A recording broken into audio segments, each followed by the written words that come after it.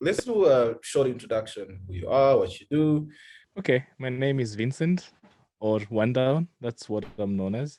Yeah. I'm a DJ, producer, event organizer, promoter, all those things. Jack of many trades. Yes. Ah, okay. So I guess my first question is, how did you find yourself in the house music space? Honestly, I don't even. I don't know. It just happened. Like I could not listen to other genres of music.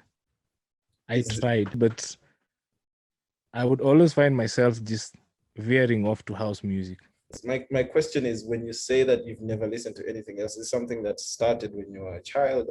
Yeah, I actually tried listening to other things, but I would always actually, if I like a pop song, I was the guy who would always find a house version of that song because Yeah. in my head it sounds better.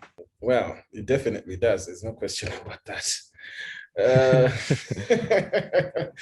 so one of the many hats that you wear is you're a promoter, events producer, and everything. And one of the only things I have been to in Nairobi that you did is ADUMA, and I loved it. Yeah, Great experience. I heard about it the first time when Chico was playing there.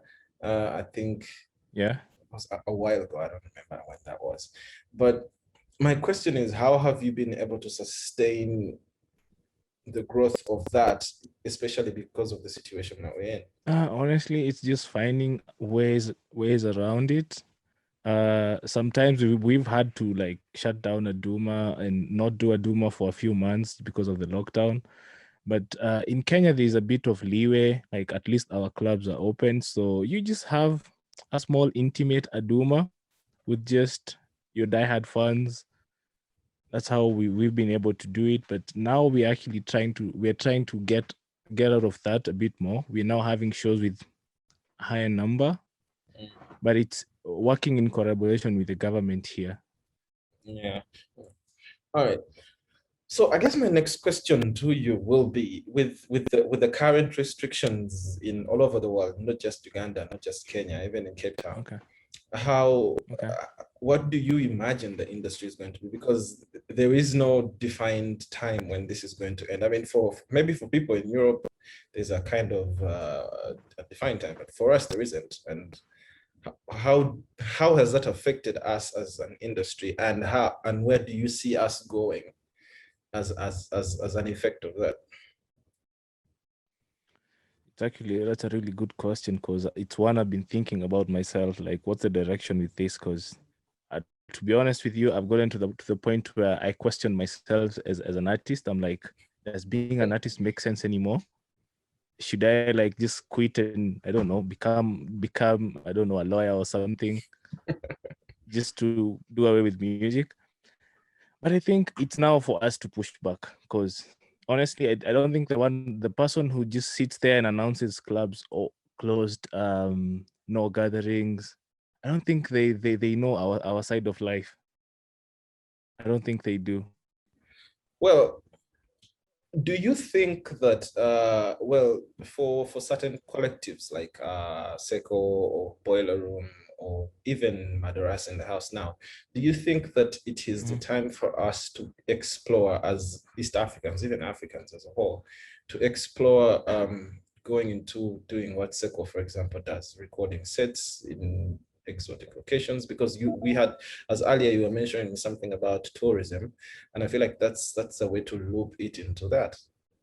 Do you, and how are we going to commercialize it to make money from it? Because at the end of the day, doing something like that costs money. How are we going to get money from it? Yeah, like no, we need people who are deeply rooted into this because the other thing and this is a problem that most African electronic music acts are having. They don't know how to make money off of music. They just know how to make money off of gigs, like being paid to perform. It's about time we start having channels. Like I don't understand why Madoras is from Greece, yet every song on that list is African. Yep. It's time we have our own Madoras and such platforms. We start our own boiler room in Africa and showcase our people. Because it actually was painful for me when I saw, was it Sunwave? in Zanzibar, Yeah. and no act from East Africa. Completely none. That's bad. And it's true, like, and I understand where they're coming from, because I actually talked to someone from there. They were like, they don't know we exist, which means we are not doing enough. My final question would be, what is Africa Moves doing? I mean, I've seen you on Anjuna Unlocked, I think. Yes, I love the set. Yeah. I know you're doing a show on Drums Radio. I've listened to a few episodes. I love the last one of Cairo. But specifically for Africa Moves, what are you doing? African Moves, as I said, I'm trying to put some structure into this. Like, it's about time we start having a management, like a booking agency for DJs, like, because we have so many good DJs, but even Sunwave does not know how to get to them.